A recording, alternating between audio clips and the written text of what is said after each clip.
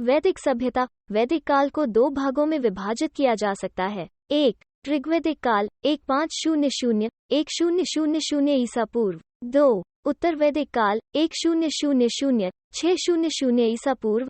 Max Muller ने बताया, आर्य भारत में मध्य एशिया, ईरान से आए थे और भारत में सर्वप्रथम पंजाब तथा अफगानिस्तान में बसे। आर्यों द्वारा निर्मित सभ्यता वैदिक सभ्यता थी।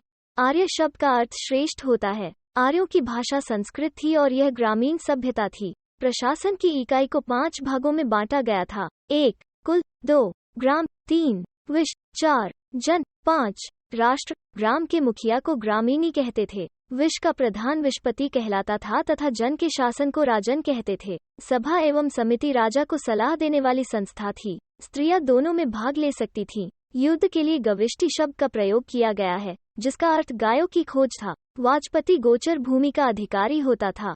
उग्र अपराधियों को पकड़ने का कार्य करता था। ऋग्वैदिक समाज को व्यवसाय के आधार पर 4 वर्णों में बांटा गया था। 1. ब्राह्मण। 2. क्षत्रिय। 3. वैश्य। 4. शूद्र। आर्य का समाज पितृसत्तात्मक था। समाज की सबसे छोटी इकाई परिवार या कुल थी, जिसका मुखिया पिता होता था और उसे कुल कहते थे। स्त्रियां इस काल में अपने पति के साथ यज्ञ कार्यों में भाग लेती थी। बाल विवाह तथा पर्दा प्रथा का प्रचलन नहीं था।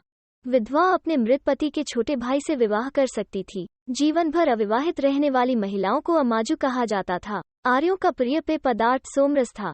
यह वनस्पति से बनाया जाता था। उपनिषदों की संख्या 108 है। आर्यों का मुख्य व्यवसाय पशुपालन और कृषि था। तंबाकू का ज्ञान वैदिक काल के लोगों को नहीं था। आर्यों का प्रिय पशु घोड़ा और प्रिय देवता इंद्र थे।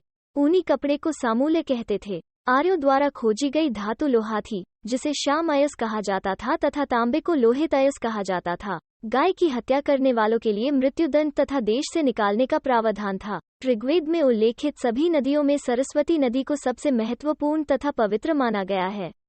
ऋग्वेद में गंगा नदी का उल्लेख 1 बार तथा यमुना नदी का उल्लेख 3 बार हुआ है। इसमें सिंधु नदी का उल्लेख सबसे अधिक बार हुआ है।